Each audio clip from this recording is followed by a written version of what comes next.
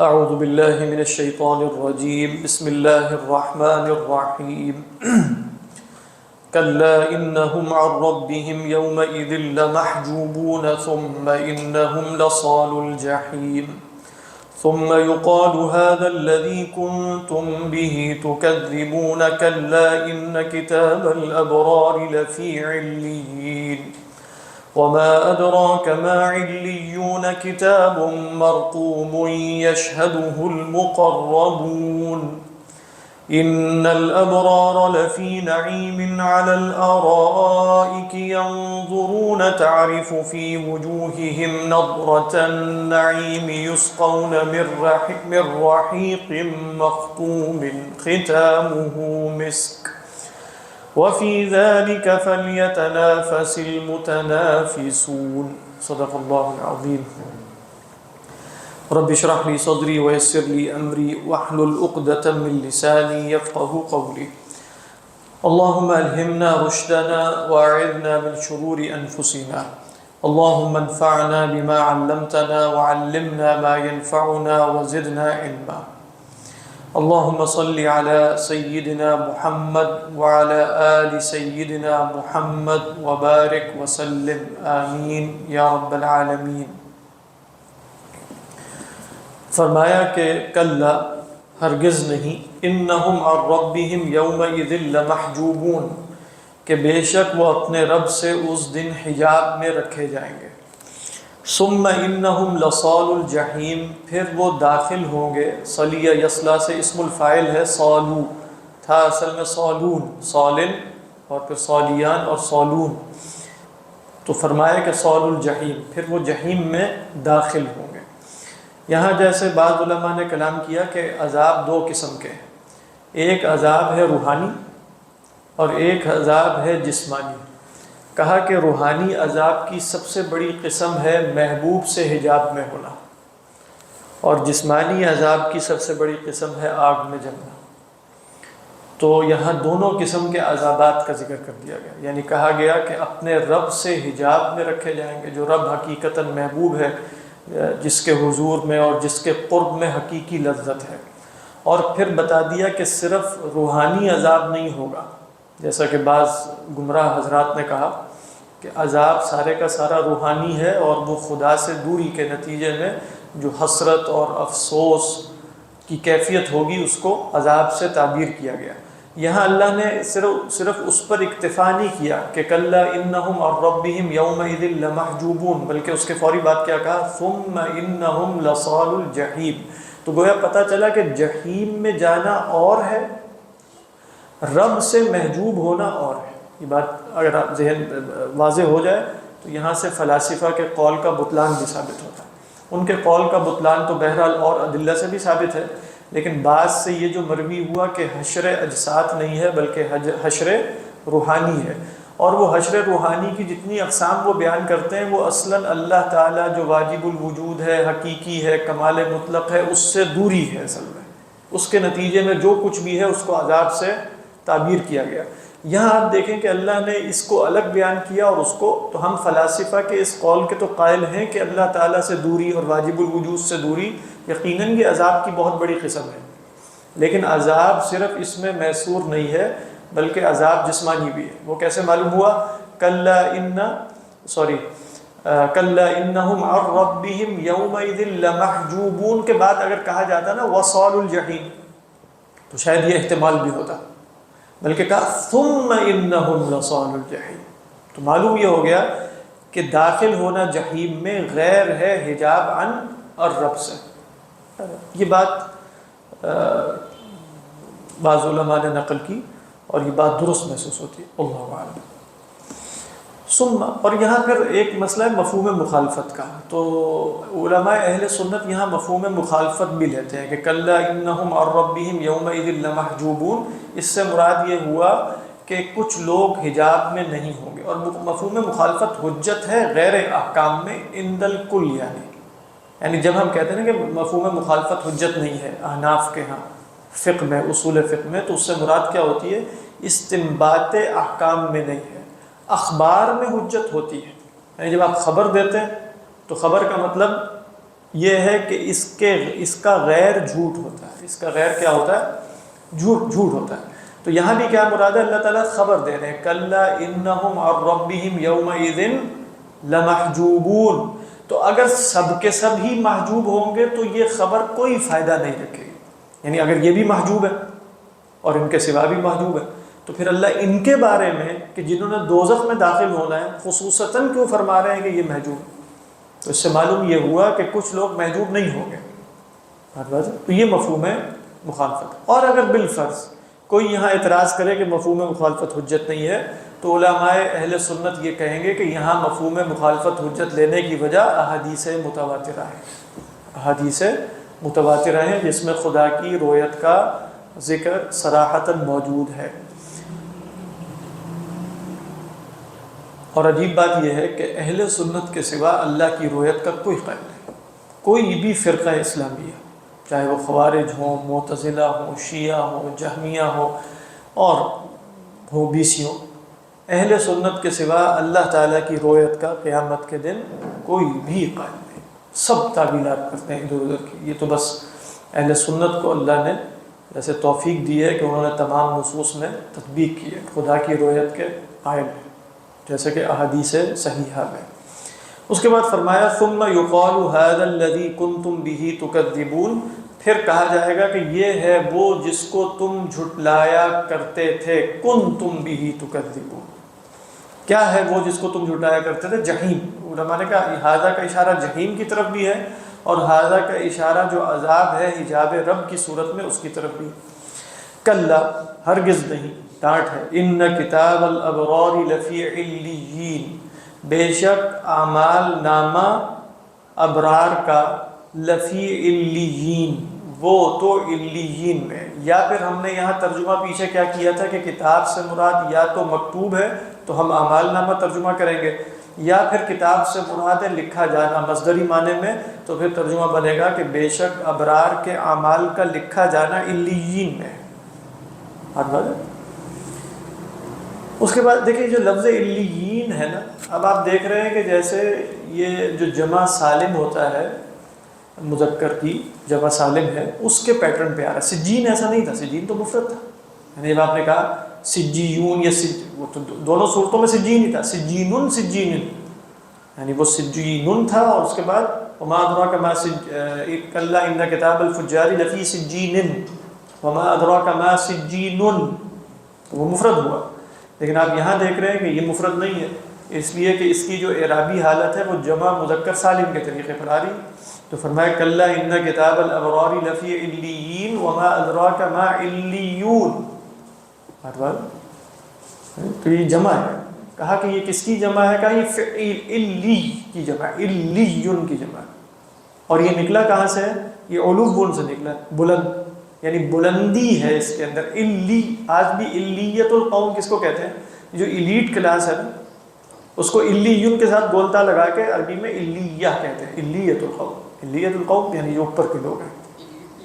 Elite بھی ملتا جلتا ہی لگ رہا ہے، ایلیٹ ایلیٹ تار سے نکالیں اس کے بعد، ہاں جیسے علیہ ہے نا تو اس کو جب آپ ایسے پڑھیں گے ایلیٹ بن جائے گا، وہ ان کو تو نہیں، اس پہ اعراب تو نہیں لگے ہوں گے، انہوں نے ایسے ہی پڑھ لیا ہوگا تو ایلیٹ کر کے پہلے دیکھنا چاہیے کہ ہو سکتا ہے اس کا رومن یا گریک اوریجن ہو ایلیٹ کا، وہ تو آپ کسی ڈکشنری میں دیکھیں، اگر رومن اور گریک اوریجن ہے تو پھر یقیناً یہاں سے نہیں آیا ہوگا، اور اگر نہیں ہے بالفرض تو ہو سکتا ہے ایلیٹ جو ہے وہ علیہ سے آیا ہو۔ تو بہرحال علیون کی جمع کیا ہے؟ علیون کی جمع ہے علیون، اور اس کی حالت نسبی اور جری ہوگی علیین۔ بعض علماء نے کہا کہ ہے مفرد، جیسے یہاں جو ہمارے سامنے انہوں نے کہا فَهُوَ مُفْرَدٌ كَقِنْصِرِينَ مَنْقُولٌ مِنْ جَمْعِ عِلِّيٍّ بِصِيغَةِ فِعِيلٍ مِنَ الْأُلُوفِ۔ اس کا مطلب کیا ہے؟ کہہ رہے اصلاً علیون اور علیین جمع نہیں ہے، جس طرح ہم معدول بولتے ہیں ایک لفظ کہ بھئی وہ کسی اور پیٹرن پر گیا ہے، اس کی اصل کچھ اور ہے، جیسے عامر جو ہے وہ اصل، جو عمر جو ہے وہ اصل میں کیا ہے؟ عامر۔ تو کہتے ہیں اصلاً یہ علیون سے منقول ہو کر علیون ہو گیا۔ یہ جو آپ کو اوپر علیون میں جو پیش نظر آ رہا ہے نا، اس پیش کو ذرا اشباع کریں نا، اس کو پوری طرح ادا کرنے کے چکر میں علیون علیون علیون ایک ہی چیز نہیں لگ رہی، بس واؤ کا اضافہ ہو گیا، تو علیون ہے اصل میں۔ علیین ہے، تو جب کہا اس کو یوں پڑھیں گے علیون علیین، تو ایک یا لگا دی، ایک واو لگا دیا اس ضمے کو پورا کرنے کے لیے، تو پھر یہ کیا رہے گا اس صورت میں مفرد. یعنی پہلے ہم دیکھ رہے تھے کہ علیون کی جمع ہے، تو علیون کی جمع کیا ہے علیون. ہاں اصل میں دیکھیں دو یا تو پہلے ہی تھی نا، وہ کیا ہے علیون علیین، یہ دو یا ہیں کہ نہیں؟ نہیں قواعد کے مطابق دو یا کہاں گرانا ہے؟ ہر جگہ تو نہیں گراتے ہر جگہ نہیں گراتے. سیدن آپ بولتے ہیں نا سیدن، دو یا ہیں کہ نہیں اس میں؟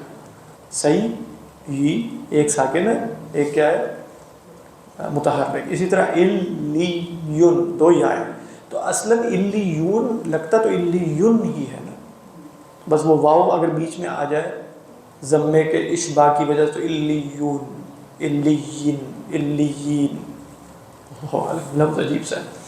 تو دونوں آرا ہو سکتی ہے، انہو مفرد او انہو جمع، دونوں صورتوں میں ہے یہ علیین اور علیون. اللہ اعلم.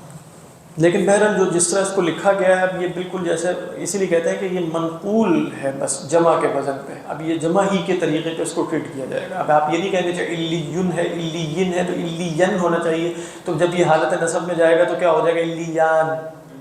سمجھ میں یہی بنا جائے. اگر اس کو اور لمبا کرنا جیسے علیون تھا علیین تھا تو علیان ہونا چاہیے. اب ہم کہیں گے کہ نہیں یہ کیا ہے، یہ منقول علی جمع ہے. اب اس کو آپ نے ٹریٹ جمع مذکر سالم کے طریقے پر ہی کرنا ہے. یعنی اب آپ علیون علیین علیین ہی کہیں گے، اس کو کوئی اور نہیں لے رہا. واللہ اعلم. یہ اس کی ایک بحث ہے علماء کے ہاں. صرف یہ اس کا تعلق صرف سے ہے کہ یہ لفظ کیا ہے.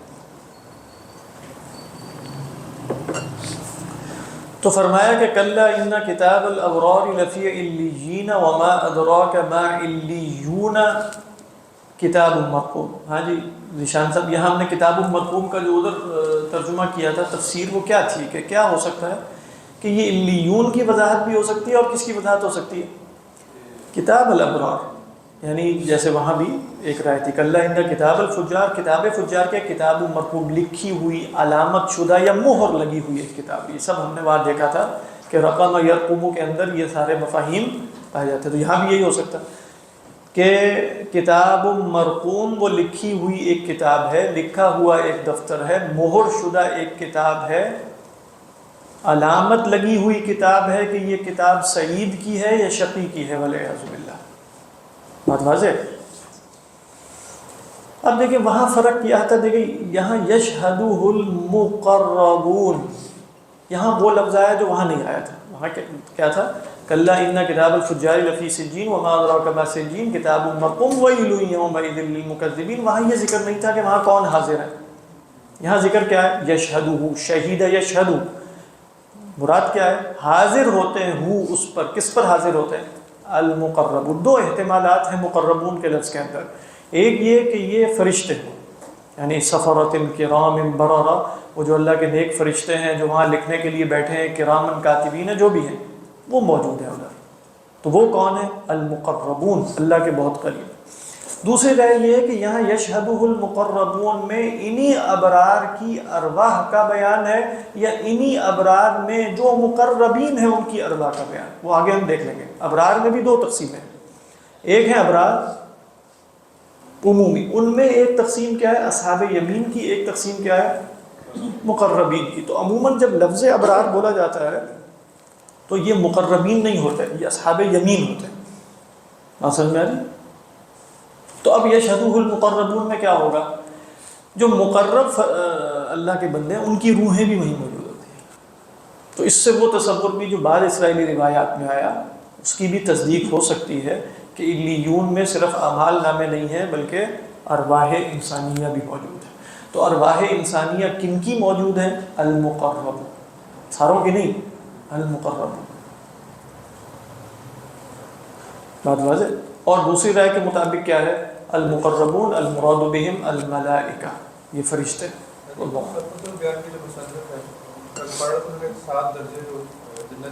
ہاں جنت کے نہیں جہنم کے بھی بیان کیا. وہ کیا کیا درجات؟ ہاں علیون آخر میں. ہاں ممکن، اصل میں تو بہرحال یہ تو سب استنباطی ہے. یعنی اسی طرح جیسے جہنم کے لیے، جہنم کے بھی بیان کیے گئے، لظا ہے اور جہیم ہے اور حمیم آن ہے اور فلاں فلاں، یہ ہیں استنباط. مطلب حدیث میں اس طریقے پر 1 2 3 4 کر کے بیان نہیں ہو سکتا. لیکن بہرحال یہاں سے یہ بھی پتہ نہیں چل رہا کہ یہ جنت ہے. یعنی یہاں سے یہ تو اگر آپ جنت کا یا 7ویں آسمان پر کوئی مقام لیتے ہیں تو اس کی بنیاد اصل میں احادیث اسرائیلی روایات. یہاں سے تو معلوم ہو رہا ہے کہ بھئی ہو سکتا ہے وہاں صرف اعمال نامے ہو، روحیں وہاں ہو ہی نہ، جیسا کہ کثیر علماء کی رائے. اور مقربون سے کون مراد ہو جائیں گے پھر؟ فرشتے. یشہدہ المقربون، اللہ بہتر جانتا. ان الابرار لفی نعیم، یہ وہی جملہ اس طرح کا ہے جو ہم سورہ انفطار میں پڑھ چکے ہیں. ان الابرار لفی نعیم و ان الفجار لفی جحیم. علی الارائک، ارائک جمع ہے اریکۃ کی. اریکہ کہتے ہیں تخت کو. جیسے آج کل اریکہ کہہ دیتے ہیں کنبہ کو. کنبہ کس کو کہتے ہیں؟ جو صوفہ ہوتا ہے تو اس کو بھی اریکہ کہہ دیا جاتا ہے. لیکن وہ آپ نے دیکھا ہوگا کہ تخت علماء نے کا وہ ہے جس پہ وہ بڑا سارا ایک تخت پڑا ہوتا ہے اور اس پہ گاؤ تکیے پڑے ہوتے ہیں پیچھے، اور اس میں جیسے آپ پوری ٹانگیں سیدھی کر کے لیٹ بھی سکتے ہیں. یہ اریکہ ہے. جو اس وقت کے ارائک ہوتے ہیں وہ اس طریقے پر نہیں ہوتے ہیں، وہ تو بیٹھنے کے لیے ہوتے ہیں، وہ تو کرسی ہے، وہ تو مقعد ہے. تو یہاں اریکہ مراد ہے، تخت. بادشاہ کا جو تخت ہوتا ہے وہ بھی اریکہ ہے، اریکۃ الملک ہے، وہ سریر الملک. تو فرمایا کہ علی الارائک ینظرون، ارائک پر بیٹھے دیکھتے ہوں گے. ینظرون کا متعلق گویا اللہ نے محذوف رکھا، دیکھتے کس کو ہوں گے؟ یہ بھی ہو سکتا ہے کہ مشاہدہ کرتے ہوں جنت کا یا میدان حشر میں یا اللہ کی نعمتوں کا یا خدام کا جو ان کی خدمت کر رہے ہیں یا مناظر جمیلہ کا. یا ینظرون کا متعلق کیا ہوگا؟ ینظرون ربہم، ایک ہے الی ربہم، وہ مراد نہیں ہے. ینظرون ربہم منتظرین من اللہ الانعام، اللہ کی طرف سے رحمتوں کے منتظر ہوں گے. لیکن نظر ینظر انتظار کے معنی میں بھی آتا ہے. یہاں چونکہ اللہ نے صلہ بیان نہیں کیا تو نظر الی آ جائے تو وہ تو رویت کے لیے، لیکن نظر بغیر الی کے آئے تو وہ انتظار کے لیے بھی ہوتا ہے. ہاتھ واضح ہے کہ نہیں؟ جیسے ہم پڑھ چکے سورہ حدید میں انظرونا نقتبس من نورکم، ای انتظرونا نقتبس من نورکم. بہرحال تو ترجمہ یہی بنے گا کہ ابرار بیٹھے ہوں گے تختوں پر دیکھتے ہوئے. کیا ترجمہ؟ دیکھ رہے ہوں گے، مشاہدہ کر رہے ہوں گے. مسحریوں پر بیٹھے بہشت کے عجائب دیکھتے. مسحری، لیکن مسحری جو ہے نا وہ تخت کے قریب قریب شے ہے.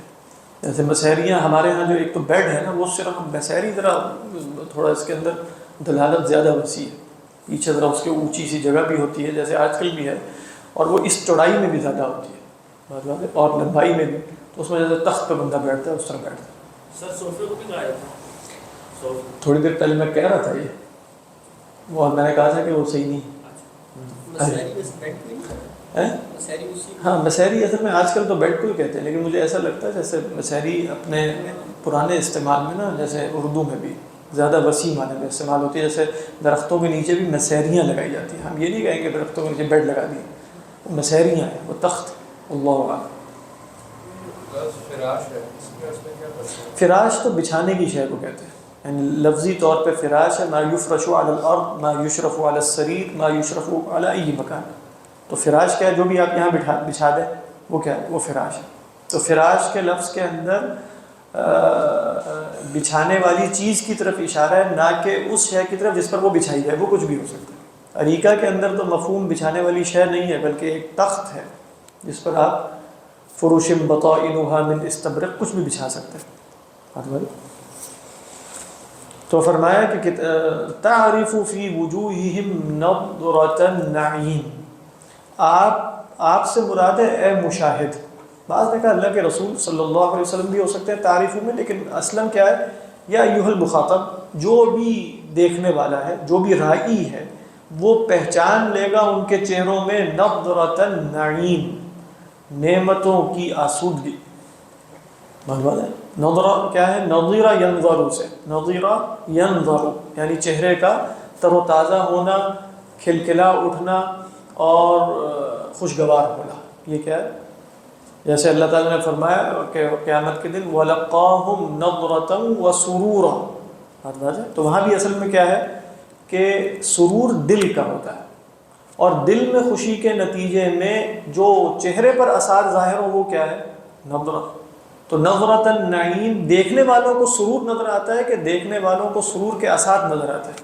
وہ تو سرور کے اثار نظر آتے ہیں۔ تو تعرف فی وجوہہم نظرۃ النعیم، اس لیے آپ دیکھیں اکثر پتہ چل جاتا ہے نا، مطلب اللہ تعالیٰ نے فرمایا کہ یحسبهم الجاہل اغنیاء من التعفف تعرفهم بسیماہم، جاہل جو ہوگا، جاہل سے مراد ہے جو بس بظاہر غور نہیں کر رہا، وہ کہے گا مانگتے نہیں ہیں تو خوشحالی ہوں گے، لیکن فرمایا تعریفہم بسیماہم، تو وہ ان کے چہروں پر وہ جو نعمتوں میں پلنے کی اور کھانے پینے کی اور یہ جو تر و تازگی ہے ہو سکتا ہے وہ نظر نہ آئے۔ تو اے مخاطب تم اس دن دیکھو گے ان کے چہروں پر نعمتوں کی تر و تازگی۔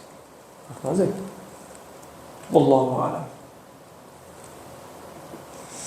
تعرف فی وجوہہم نظرۃ النعیم، اور فرمایا یسقون، جیسے مجلسیں ہوتی ہیں نا، بڑے ٹھاٹ باٹ سے بیٹھے ہیں، حشم اور خدم چاروں طرف خدمت کے لیے موجود ہیں، اور پھر شراب کے جام چل رہے ہیں، تو فرمایا یسقون من رحیق، پلائے جائیں گے رحیق سے۔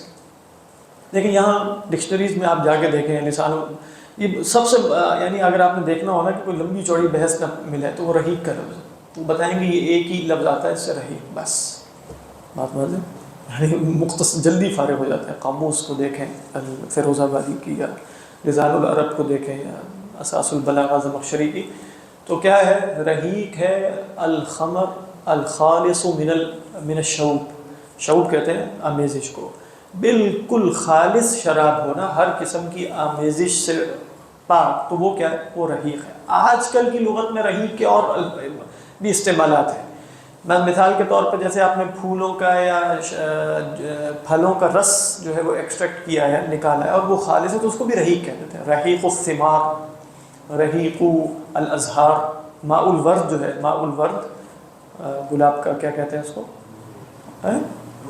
روز واٹر جو ہے وہ کیا ہے؟ وہ رحیق الورد، اگر اس کے اندر بالکل ملاوٹ نہ ہو۔ تو آج کل کی لغت میں رحیق گویا اس ست کو جو نکالا جاتا ہے جس میں کسی قسم کی ملاوٹ نہ ہو کہا جاتا ہے، لیکن اصلاً یہ ہر قسم کا ست نہیں ہے، یہ کھجور اور انگوروں کی وہ شراب جس میں کسی قسم کی کوئی آمیزش نہ ہو، وہ رحیق ہے۔ تو یہ بعد میں اس کے توسعات ہیں، یہ فی زمانہ توسعات، پرانے توسعات نہیں ہیں۔ تو رحیق مختوم، اچھا وہ رحیق ہوگی مختوم جس پر مہر لگی ہوگی۔ اکثر علماء نے یہاں کیا کہ رحیق مختوم اوانی، یعنی آپ کے شراب پر مہر کیسے لگائی جائے گی؟ یعنی شراب تو سائل ہے، تو پانی ہے، شراب پہ تو نہیں مہر لگتی۔ تو جب بھی ہم کہتے ہیں کہ شراب جو سیلڈ ہے، مثلا سیلڈ نیکٹر، وہ نیکٹر بھی رحیق کے معنی میں لیا نا، تو سیل جو ہے وہ کس پر ہوتی ہے؟ شراب پر ہوتی ہے سیل، کہ شراب کے برتن پر ہوگی، مراد ہے جو بھی بوٹل ہے یا جو بھی ہے۔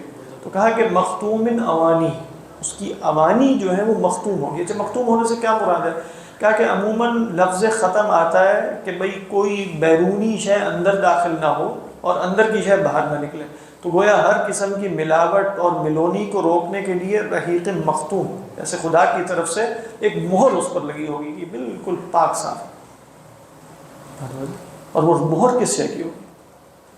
فرمایا ختام، دو قراتیں ہیں اس کی جو اگلی آیت ہے۔ رحیق مختوم ایک قرات خاتمہ مسک، تو اس صورت میں تو ترجمہ واضح ہو جائے گا کہ خاتم کیا ہے؟ مہر، خاتم النبیین، تو خاتمہ مسک، یہ بھی متواتر قرات ہے، اس کی مہر مسک کی ہوگی، مسک یعنی مسک یعنی مشک، یعنی مہر بھی اس کی مسک کی ہوگی۔ ترجمہ حضرت تھانوی نے کیا کیا ہے؟ مہر کا کیا؟ شراب خالص سر کو مہر جس پر مشک کی مہر۔ ہاں اچھا، مشک کی مہر کا ترجمہ صراحتاً کب ہوگا؟ جب آپ اس کی متواتر قرات خاتم پڑھیں گے، لیکن اگر آپ اس کی ہماری قرات ختام، ختام میں دونوں احتمالات ہیں، یعنی یہ احتمال جو حضرت تھانوی نے نقل کیا یہ بھی ہے کہ ختام بھی خاتم کو کہتے ہیں، اور یہ لغت میں درست ہے، کیونکہ فعال کا وزن بھی اس میں اعلیٰ ہے، فعال کا وزن بھی اس میں اعلیٰ کے طور پہ استعمال ہوتا ہے۔ تو فعال کیا ہوگا؟ ختام، ما یختم به، ما یختم به وہو الخاتم۔ اچھا ختام، ختام کو بھی کہتے ہیں، ختم یختم سے ختام المصدر، یعنی ختم یختم کا کیا مطلب ہے؟ جیسے مصنف کہے گا ختم تو هذا الکتاب او ختم تو تصنیف هذا الکتاب، تو میں نے اس کتاب کی تصنیف ختم کی فلاں فلاں تاریخ میں. تو ختام کیا ہوتا ہے؟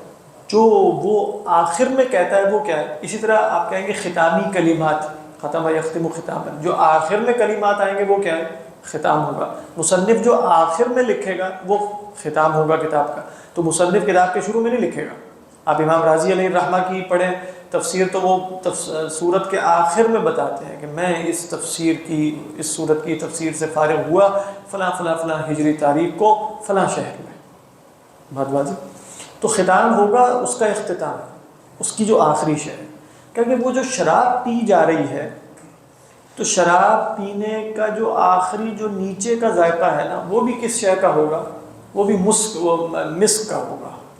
ختام ہو مسک.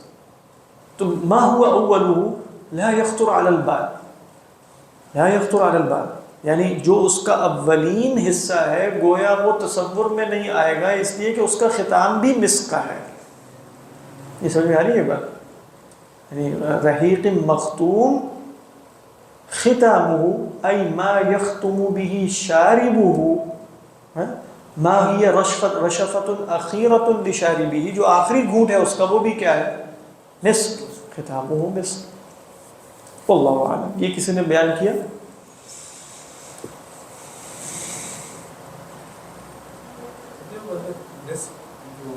وہ جو ہرن کے اندر سے نکلتا ہے نہیں ہوتی ہے مسک کی خوشبو بھی لوگ پتہ نہیں اصلی ہوتی ہے کہ وہ نقلی ہوتی ہے. ہاں تو وہ میرا خیال ہے کوئی نہ کوئی ایک ڈراپ تو شاید ہوتا ہو ایک بڑی ساری بوتل میں، یہ اتنی ہی ریشو ہو سکتی ہے. لیکن بہرحال مسک جو ہے نا وہ ایک تو ہے کہ وہ خوشبو ہے خاص قسم کی، وہ جو ہرن کی اور اس کی قیمتی اور وہ سب کے ہاں. تو کسی بھی نفیس شے کی تشبیہ بھی کا علماء نے کہا کہ وہ مسک سے دے دی جاتی ہے کیونکہ وہ نادر، اس لیے آگے لفظ بھی نفیس کا ہی آ رہا ہے. فَلْيَتَنَافَسِ الْمُتَنَافِسُونَ، کیونکہ تنافس کہاں سے نکلا؟ نفیس سے نکلا. نفیس شے پر تنافس ہوتا ہے. یہ نفس سے نہیں نکلا علماء نے کہا وہ تنفس ہوتا ہے. یعنی تنفس کیا ہے؟ سانس لینا. تو تنفس کیا ہے؟ من النفس. مادہ سب کا ایک ہی ہے لیکن تنافس کیا ہے؟ من النفیس. کأن کل واحد ینفس، نفس ینفس کا مطلب ہے کسی شے کو نفیس جاننا. ینفس علی صاحبہ. تنافس کب ہوتا ہے؟ جب آپ کسی شے کو نفیس سمجھیں اس اعتبار سے کہ یہ فلاں کو نہیں ملنی چاہیے مجھے ملے. ینفسہ علی صاحبہ، تو اس کو ہم کیا کہتے ہیں؟ تنافس کہتے ہیں. تو گویا علماء نے ذکر کیا کہ مسک سے یہ نہ نکالا جائے کہ ہوتا ہے کوئی مسک کو پی کے دیکھے تو اس کا ذائقہ تو مجھے اچھا نہیں لگ رہا اور یہ تو اللہ نے کہا ختام ہو مسک. مراد ہے نادر شے، خوشگوار شے، محبوب شے، اس سے تشبیہ دی ہے اللہ تعالیٰ. باقی ہم جانتے ہیں لیس مما فی الجنت، لیس ما فی الجنت مما فی الدنیا الا الاسماء کما قال ابن عباس.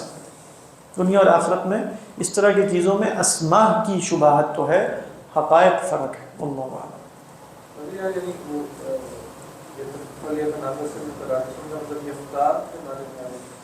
نہیں وہ بھی ہم جاتے ہیں، یعنی تنافس کا مطلب تو ہے اس چیز ان چیزوں میں ایک دوسرے سے سبقت لے کر جاؤ.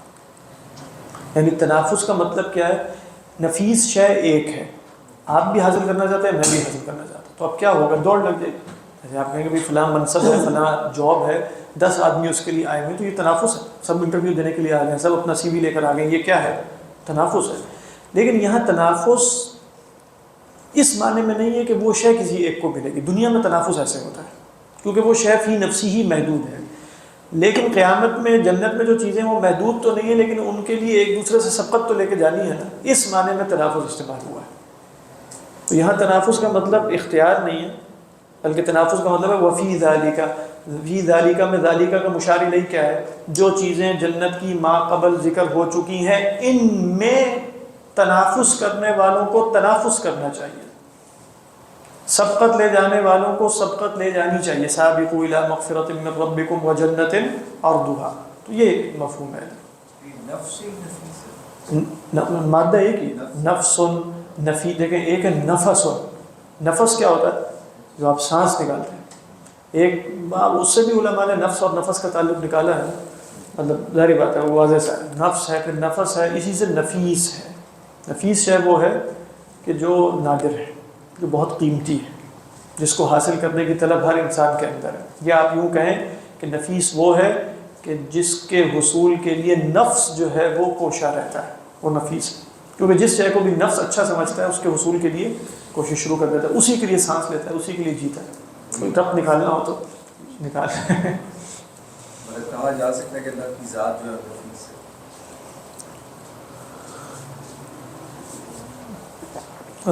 اصل میں اس طرح کے مسائل میں اگر آپ معنی پیش نظر رکھیں کہ نفیس کا معنی یہ ہے کہ وہ نادر ہے، تو وہ نادر نہیں ہے بلکہ وہ ایک ہی ہے.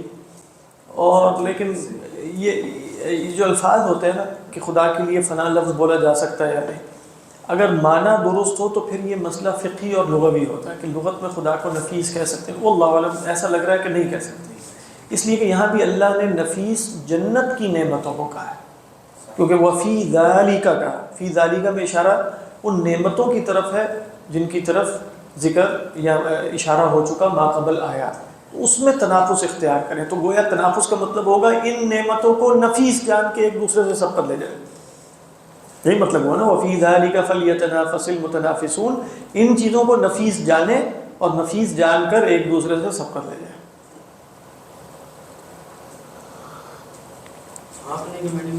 جی وہ تنفس ہے اصل میں، ہانپنا مشکل ہے اس سے.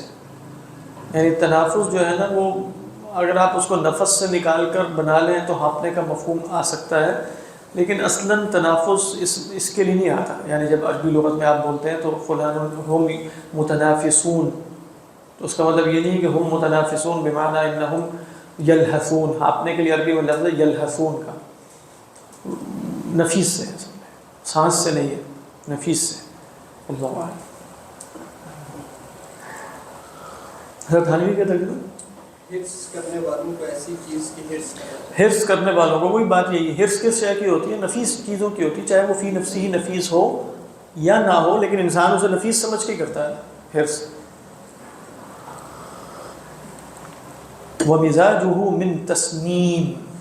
ہو کی ضمیر کدھر جا رہی؟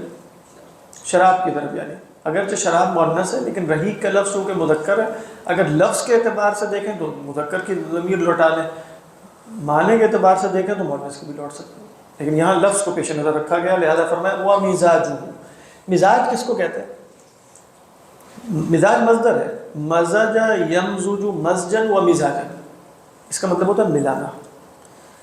مزاج اسم کے طور پر بھی ایک تو ہے نا ملانا، جس کو مصدری معنی کہتے ہیں، یہ کہ حاصل بالمصدر، ملانے کے نتیجے میں جس کو ملایا جائے گا اس کو کیا کہیں گے؟ جو شے ملائی جائے گی اس کو ملونی کہتے ہیں. تو علماء نے کہا کہ یہاں مزاج اسم کے معنی میں ہے، یعنی ما یمزج به الشیء. مزاج کیا ہے؟ ما یمزج به الشیء. اس کو اردو میں ملونی کہتے ہیں، جس کو ملاوٹ، جس کی ملاوٹ کی جائے، جس کی ملاوٹ کی جائے اس کو کیا کہا جاتا ہے؟ ملونی.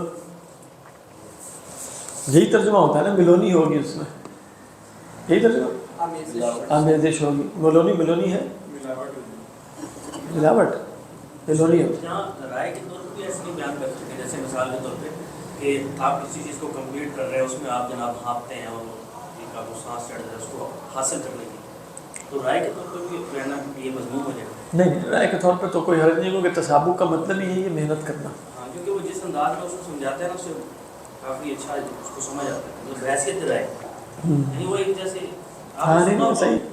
ہاں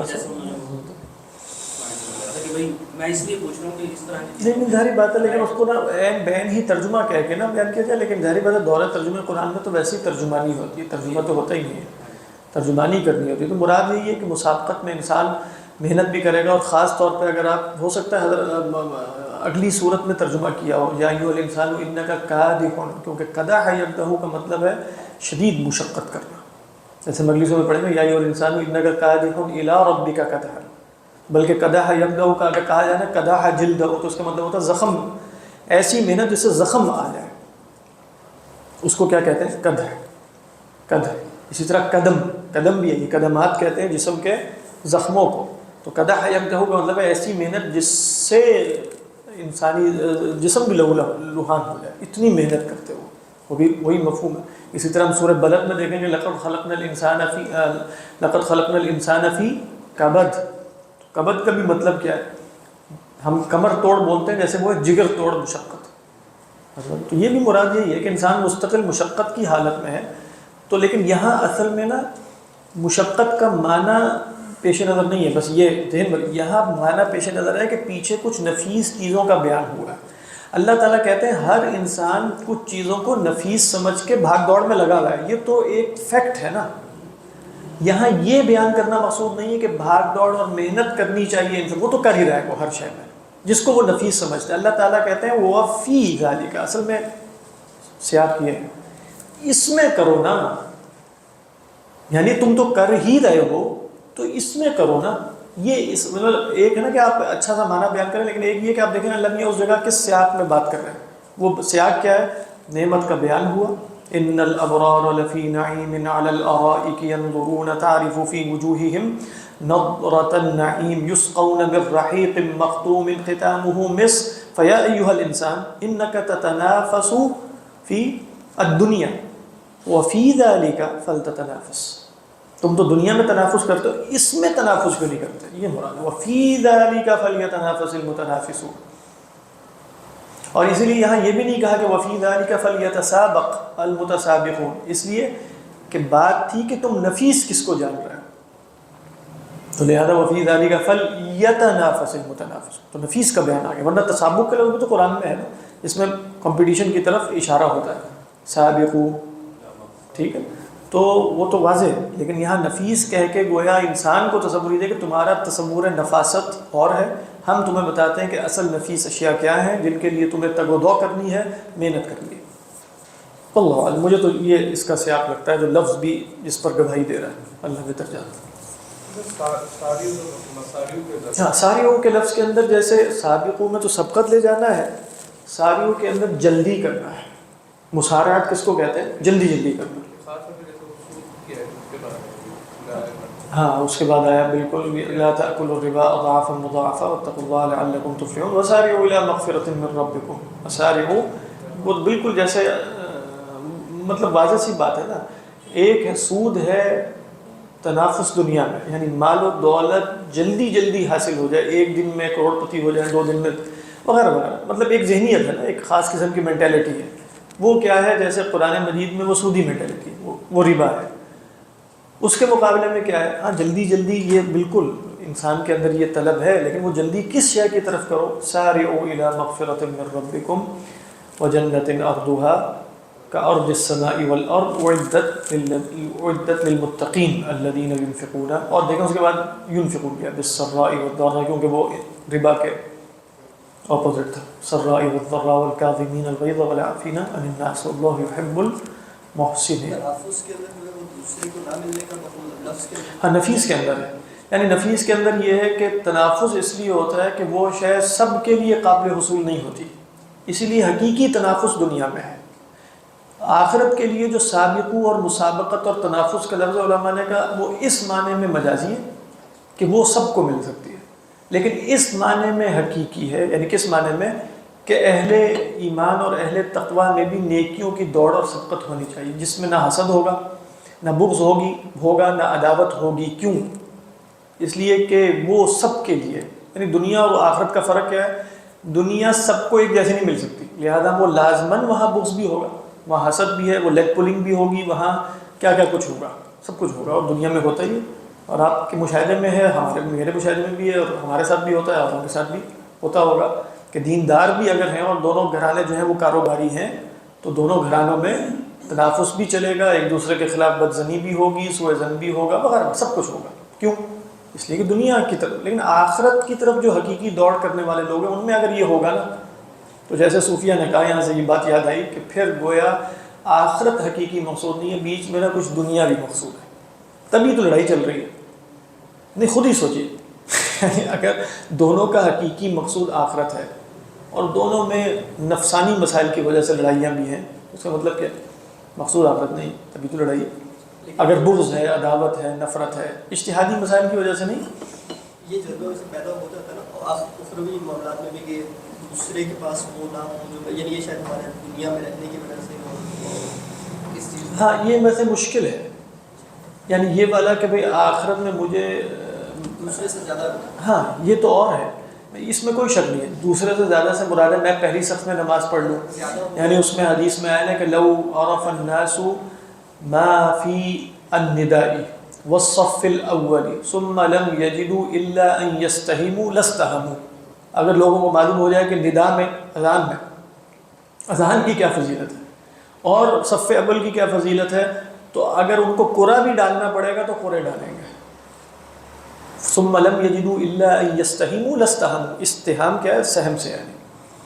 تو وہ بات درست ہے، لیکن اس میں کہنے کا مقصد یہ تھا کہ کیا بغض، عداوت اور نفرت کی کیفیت پیدا ہو جانے کے احتمالات ہیں جو دنیا میں مسابقت کی وجہ سے ہوتے ہیں؟ اس کا احتمال نہیں. اگر وہ احتمال ہو گیا نا یہاں، اس کا مطلب یہ ہے کہ مقصود آخرت یا خدا نہیں ہے، دنیا ہے بیچ میں. لیکن جب زیادتی کا مفہوم ہے تو ظاہر ہے دوسرے کی کمی کا مفہوم ہے. اگر مجھے زیادہ ملے تو دوسرے کو کم. ہاں، لیکن اس میں کیا ہے کہ دیکھیں کہ اگر مجھے اس جگہ سے میں نے زیادہ حاصل کر لیا تو احتمال یہ ہے کہ دوسرا کسی اور جگہ سے زیادہ حاصل کر لے گا، کیونکہ وہاں اللہ تعالیٰ تک پہنچنے اور نیکیوں کے دروازوں کی کثرت بہت ہے. یعنی ایسا ہی ہے نا، یعنی اگر وہ ایک شخص صف اول سے اس نے فضیلت حاصل کی ہے تو ہو سکتا ہے دوسرے نے خفیہ صدقے سے کر لی، وہ اور آگے نکل گیا ہو. یعنی اس میں ہمیشہ احتمالات ہی رہیں گے، یہ آگے ہے یا وہ آگے ہے. اس میں ایسا ہی ہے جیسے آپ کہیں کہ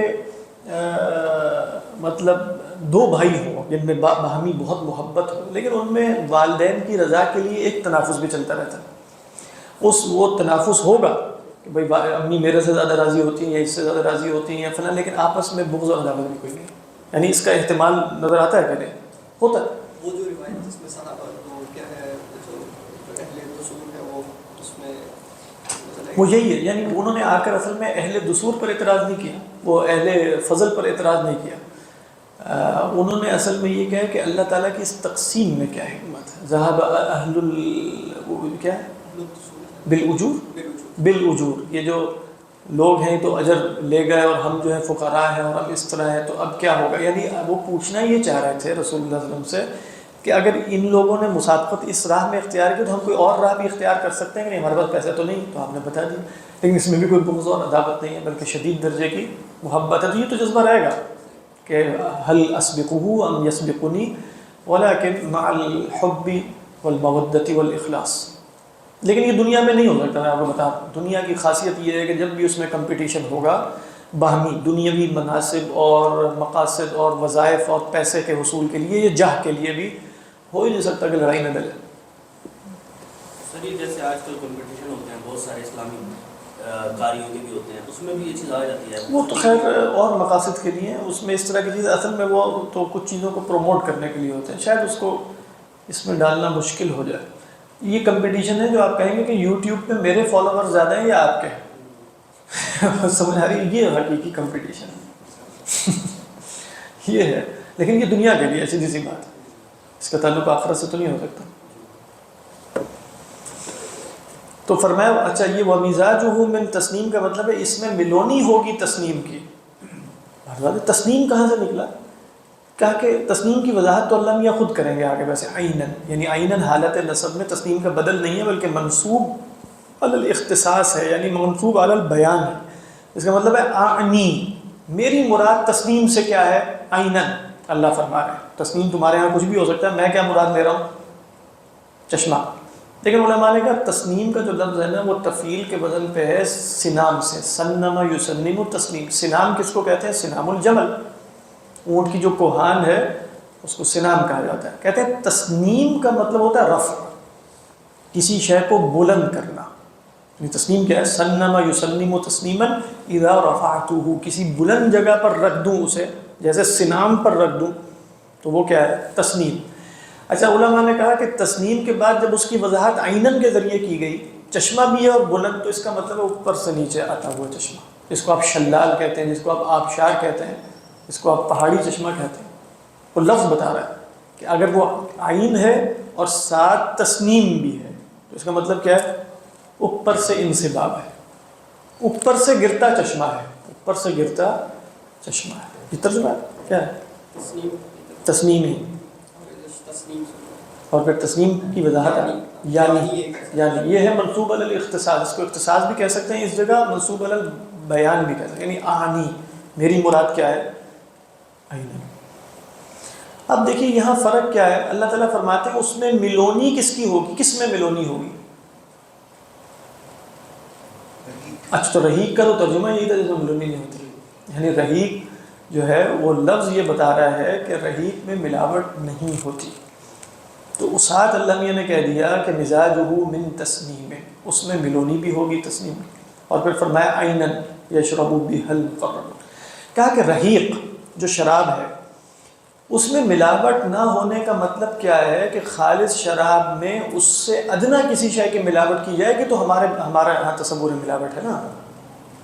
تسنیم تو شراب سے بھی اونچی ہوئی ہے، اس لیے ابرار کو تو رحیق مختوم جو مل رہی نا اس میں تھوڑی سی تسنیم کی ملونی ڈال دی گئی ہے. ان کو خالص تسنیم نہیں دیا جا رہا. شراب تو خالص ہے لیکن شراب کے اندر شراب سے کہیں زیادہ ایک نفیس شے ہے تسنیم، اس کی ملاوٹ ہے. اچھا تسنیم خالص کون پیے گا پھر؟ سوال یہ ہے، ان کو تو ملاوٹ کے ساتھ فرمایا یشرب بہل. تو یہاں علماء نے تقریباً سب کا کہ ابرار اصحاب یمین ہے، المقربون مقربون ہے. اور یہی تقسیم اللہ تعالیٰ نے سورہ دہر میں بھی کی. آپ وہاں دیکھیں کہ فرمایا ان الابرار یشربون من کأس کان مزاجها کافورا. اس میں ملونی کس کی ہوگی؟ کافور کی. اچھا کافور کیا ہے؟ عینن تو ایک چشمہ ہے، ہمارے ہاں تو کافور اور شے ہے نا. یشرب بها عباد اللہ، یعنی ابرار پی رہے ہیں ایک شراب کا کاس ہے جس میں رحیق مختوم ہے، کیونکہ وہاں کاس کا مطلب ہی شراب ہے. ان الابرار یشربون من کأس، تو اس میں کیا ہوگی؟ رحیق. مزاج اس میں کس کا ہے؟ کافورا. اور کافورا کیا ہے؟ عینن. اچھا اس میں سے ڈائریکٹ کون پیے گا بغیر کسی اور ملاوٹ کے؟ یشرب بها عباد اللہ. تو وہاں بھی علماء نے کہا ابرار کون ہے؟ ابرار ہے اصحاب یمین. عباد اللہ کون ہے؟ مقربون. اور یہاں بھی آپ دیکھیں وہی تقسیم آئی. ان الابرار کے بعد کہا یسقون من رحیق مختوم، اور اس میں مزاج ہے تسنیم کا، اور تسنیم ایک چشمہ ہے، اور اس چشمے سے ڈائریکٹ کون پیے گا؟ مقربون. کہ یہاں بھی اللہ تعالیٰ نے گویا تقسیم بالکل سے یشرب بہا. اور یہاں اگلی بات کیا ہے؟ یشرب منہا نہیں کہا، وہاں بھی ہے یشرب بہا عباد اللہ یفجرونہا تفجیرا. اور یہاں بھی کہا یشرب بیہا. علماء نے کہا شریبہ یشربو کے ساتھ صلہ آتا ہے من کا، یعنی شربت من الماء، شربت من العصیر. یہاں کیا ہے؟ تضمین ہے. تضمین کس کی ہو گئی؟ تضمین کا مطلب ہے ایک اور فعل کا صلہ لائے جس کی وجہ سے ایک اور فعل کا مفہوم پیدا ہوا، وہ ہے روی یا یروا، سیراب ہو جانا. کہا جاتا ہے روی تو بالماء، صرف پیا نہیں ہے میں نے، پی کے سیراب ہو گیا. روی تو باللبن، ایک ہے روا یروی روایت کرنا، ایک ہے روی یا یروا سیراب ہو جانا. تو اب کیا ہے؟ اس کے اندر پی کر سیر ہو جائیں گے. یہ مفہوم کیسے آیا؟ پی کے سیر ہو جائیں گے، باقی ہو جائے بیہل مقربون. تو یعنی ان کو تو ملونی مل رہی ہے اور یہ پی پی کے ڈائریکٹ اس ملونی سے سیر ہو رہے ہیں. اور ان کی خصوصیت وہاں کیا بیان کی؟ یہ کہ یہ چشمہ بھی ان کے کنٹرول میں ہوگا مقربون کے. یفجرونہا تفجیرا، جہاں چاہیں گے بہا کر لے جائیں گے. یہاں یہ نہیں بتایا. بہت کچھ علماء نے کہا ہو سکتا ہے ایک ہی چشمہ ہو، کافور اور تسنیم. بعض علماء نے کہا کہ ممکن ہے کافور ایک الگ چشمہ ہے، اس پر اختیار ہے. یفجرونہا تفجیرا. اور تسنیم جو ہے وہ ایک اور چشمہ ہے، اس کے بارے میں شاید یہ اختیار نہ ہو کہ جہاں مرضی چاہیں بہا کر لے جائیں. واللہ اعلم.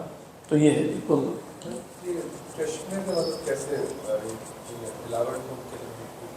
مراد یہ ہے کہ دیکھیں ایک چشمہ ہے کوئی خاص قسم کی شے کا، یہ شراب کا گلاس ہے، پانی کا گلاس ہے، اس میں اس کے 2-4 قطرے ٹپکا دیے گئے ہیں، لیکن وہ چشمہ اس چشمے میں سے کچھ لایا گیا اور ان کو ملاوٹ کر کے دیا جا رہا ہے. لیکن وہ جو چیز ملاوٹ کر کے دی جائے وہ اتنی نفیس ہے کہ وہ رحیق مختوم میں سے کہیں اعلیٰ ہے، اس لیے کہ اس کی وجہ سے رحیق میں کوئی ملاوٹ نہیں ہوئی، کیونکہ ملاوٹ شمار ہوگی جب رحیق سے کوئی کم تر شے ڈالی جائے. اچھا اب وہ جو شے ڈالی گئی ہے اس رحیق میں وہ ڈائریکٹ کس کی اپروچ میں ہے؟ تو فرمایا وہ تو مقربون ہے، وہ ڈائریکٹ اس میں سے پیتے ہیں. اور یہ مراتب کا فرق ہے، دنیا میں بھی ہے، آخرت میں بھی ہوگا.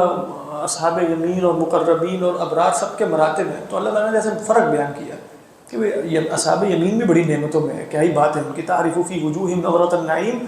لیکن اگر مقربین کے تناظر سے دیکھا جائے تو ان کو تو ملونی دی جا رہی ہے ایک شے کی، مقربین کے زیر تصرف ہے وہ شے، یہ مراد ہے۔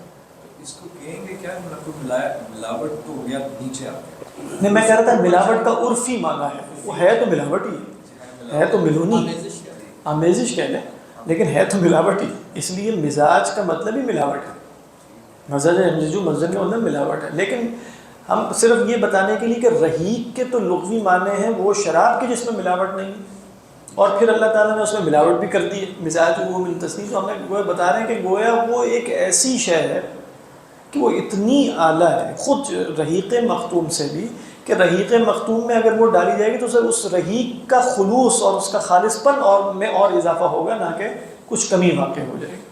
یوں بھی کہا جا سکتا ہے واللہ اعلم، یہ صراحتاً نہیں، کہ وہ بھی ایک شراب ہے، اس سے بھی کہیں اعلیٰ درجے کی ہے۔ عام پانی میں زمزم ڈال، عام پانی میں زمزم ڈال دیں، بالکل، تو ملونی بھی ہے، اور بڑی اچھی مثال دی انہوں نے، اور ملاوٹ بھی کوئی نہیں، خوبصورت مثال۔ لسی میں مکھن اور پیڑ ڈالو۔ محمد زمزم کی مثال سے کافی کام چل گیا، لسی میں مکھن اور پیڑ، اس سے تو بندے کا پیٹ خراب ہو تو تصور میں ہی کچھ اتنی سر زمزم میں ملاوٹ ہوتی ہے آپ کی۔ ہاں، وہ اس کی خاصیت یہی ہے نا کہ زمزم کو جس پانی میں آپ ڈالتے ہیں، ہمیں یہاں پاکستانیوں کی خاصیت یہی ہے کہ وہ کہتے ہیں کہ وہ پورا پانی زمزم ہو جاتا ہے، اب پتہ نہیں ہوتا ہے کہ نہیں، تو اللہ ہی بتا سکتا۔ صدق اللہ العظیم۔